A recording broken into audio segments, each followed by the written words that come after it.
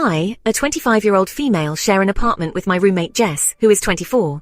We generally get along okay, but she started dating this guy Kyle a few months ago and he's been around constantly. He doesn't live here officially, but he's here 5 to 6 nights a week, eats our food, uses our stuff, and never really contributes to anything. It's annoying, but I've tolerated it to keep the peace. I own a car, which I use for work, errands, and occasional weekend trips. Jess doesn't have a car, and neither does Kyle. Last week, Kyle asked me very last minute if he could borrow my car to drive to a job interview. I asked a few questions. Where it was, how far, how long he'd need it. And it turned out he needed it during a time I'd already told Jess I had a doctor's appointment across town. I said sorry, but I needed it and couldn't change my appointment. He got pissed and said I was being selfish and ruining his shot at a better life. Jess backed him up, saying I could Uber to the doctor just this once, because his interview was more important than my checkup. I said no. I'm not comfortable lending my car to someone I barely know, especially not for a time I already need it. I don't owe him that. They both sulked and gave me the cold shoulder for days.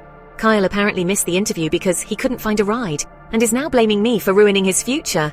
I feel a little bad because I could have changed my appointment if I really wanted to. But also it's my car, my schedule, and I don't think I should have to upend my plans for someone who doesn't even live here. Am I the asshole? Here are some top comments. Comment 1. Why couldn't he take an Uber to the interview? He should have secured transportation when he set the interview date and time. Couldn't he call a car rental place and rent a car for the day? Enterprise will even bring a car to you. Well, they used to offer that. I don't know if they still do. But let's say you did lend him your car and he goes to the interview. It goes well and he is hired. How is he going to get to work every day? Would it then be your fault if he can't take your car to get to work every day? You were right not to lend it. What if he got in an accident and totaled it? Can he afford to replace it? No, he needs to get a vehicle and then get an interview. Comment 2. Agreed. Like, the fact he had no backup plans sounds like he wasn't really trying to get to the interview anyway. He just wants to continue to be a bum. If the interview was so important to him, he would have made damn sure he went to it. Comment 3. OP. You probably have grounds to complain to your landlord about the amount he's staying. You could tell them you will go to the landlord if he doesn't start contributing and stop using your things. Personally, I think if someone stays 7 or more nights in a month, then they definitely owe toward rent and utilities. They're already taking advantage of you and making you feel bad about it. You have legal options and you can set them straight. Editing to add, if this guy is 24 and doesn't have a friend or family member whose car he can borrow, then that speaks volumes about his trustworthiness. And how does he get around now? Story 2.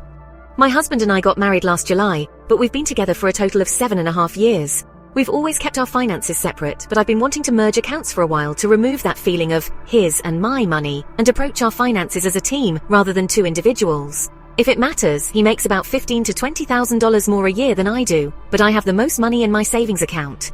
Long story short, his car has a lot of problems and he's been wanting a truck for a while.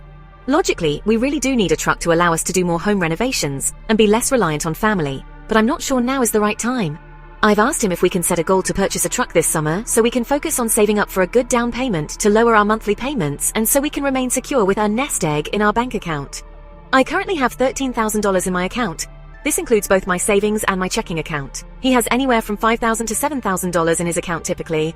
While I've kept my spending more frugal, he has, to be fair, spent more money on our home and daily needs as I work remote, whereas he works in person, so it's easier for him to grab last-minute items throughout the week. I want to make sure I am not making him look like he's being selfish. That's not the case, but I do think he is being immature. He asked me if we can go look at a $39,000 truck this weekend, and is asking me to put $10,000 down. Now don't get me wrong, I'm not hoarding my money from him, but I grew up homeless, without basic needs, and I do not ever want to put myself into a position where I am struggling again. We are 100% not poor, but I would feel very insecure dropping my account down by that much when I've been saving this money for years. To add to the conflict, when I remind him we don't need the truck this minute and that we can use my car until say August or September, he says driving my car makes him feel like he's not a man. I try to tell him that there's nothing manlier than a man who puts his family's financial interest before his wants, but he just clams up. He essentially told me that I obviously don't think of my bank account as ours, and what I say is apparently the final say.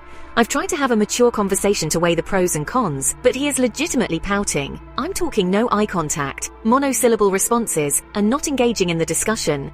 I don't want to have him feeling like his wants aren't valid, but how do I get him to see from my perspective? Or if necessary, how do I see from his when he won't give me anything more than, "It's the only truck that meets our requirements within 500 square miles. You have more money than I do, and your car is a chick's car."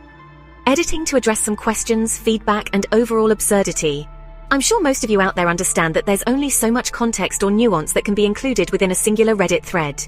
With that in mind, let's try not to judge my husband too harshly. First things first, I want to address the elephant in the room which might disappoint some of you. I drive a black 2018 Nissan Sentra. We call her Bernice. Excellent gas mileage, comfortable, spacious enough for a starter family, and still shiny too. He has no problem whatsoever in the way he's perceived driving the car. It's the fact that it has no torque to it. His current car is a 2016 Subaru WRX, and he's spent the last 8+ years driving it. I can't lie, I also really enjoy the turbo and the handling, so I understand the disappointment going from that to Bernice. She's a true point A to point B vehicle, no bells or whistles, and always loses in a race. So while I still don't think this is a good enough reason to jump the gun on this truck, it's really not about being in a truck.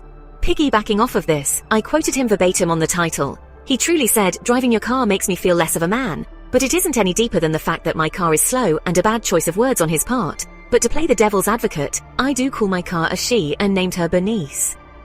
So I guess I started the whole gender assignment debacle. He's not a misogynist, and while he wasn't choosing his words correctly, I don't think his feelings are invalid to an extent. He was in motocross throughout middle and high school, and as soon as he had enough money, he bought a sports bike. Add in that he's so used to a quick day-to-day vehicle, I see why he might feel stifled by a boring car like mine. Is that a mature excuse? No, but it's not hard to understand his inner feelings on this. Next, I want to be fair to both myself and to him on our spending, and why our bank accounts are where they are right now. He took out a loan for his motorcycle in 2016, for what I think was a $15,000 to $16,000 loan, and then took out another loan in 2017 to buy his car.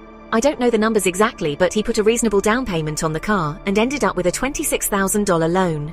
Objectively, both were bad financial decisions, but he was barely 22 or 23, so I'll give him some grace on that. He paid off his bike in 2023 and his car late last year. He sold his bike last summer as well. Now that I think about it, losing his bike and having his Subaru start dying might explain the urgency he's feeling. With both of those loans rolling over the last several years and taking on home ownership, he wasn't saving much.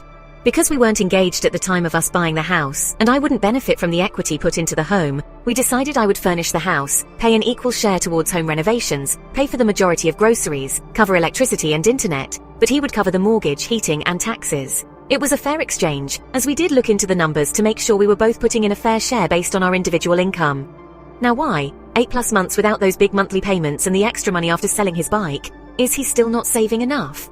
That is the big question. I took the advice many of you gave me and sat down with Excel after reading through some of your responses and began a budget for us. I am seeing areas I need to improve in, but we'll have to see what's going on with his numbers tomorrow. Comment 1. Not the asshole. I am like you. I grew up on the poverty line, and you are being incredibly smart about putting money aside for a larger down payment and less monthly payments. Your husband might be kind, but he's financially irresponsible. Information needed. Is he looking at a new car or a used car? Because financing a new car is one of the worst decisions you can make right now. Comment 2. A real man pays for his own truck. He doesn't drain his wife's entire savings account while paying nothing. What a selfish little boy. I do think he's not an adult, but it has nothing to do with what he drives. Comment 3. 1. I would not combine your finances. You seem more fiscally responsible than him. He seems to make much more money than you, but he has less savings than you do. If he puts money into the house, that's one thing, but you should budget and review your finances and his finances to see what percentage of his money he is spending, and what percentage you are spending. Yes, it is a headache to do, but it will show you if you can financially trust him enough with your money and savings. If that gap is more than, say, 20%, you guys are not ready to combine finances. 2. You have to have a hard conversation with him about this truck. I know he wants it, but his tiny dick anxiety is not an excuse for you to take on another huge bill right now. Your house needs work, your finances need adjusting.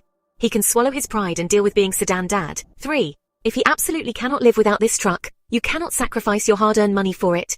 We are talking thousands of dollars in savings for an ego boost. Pay for a celebrity on Cameo to call him a big strong man and call it a day. Subscribe to Everyday Stories to listen to more interesting stories.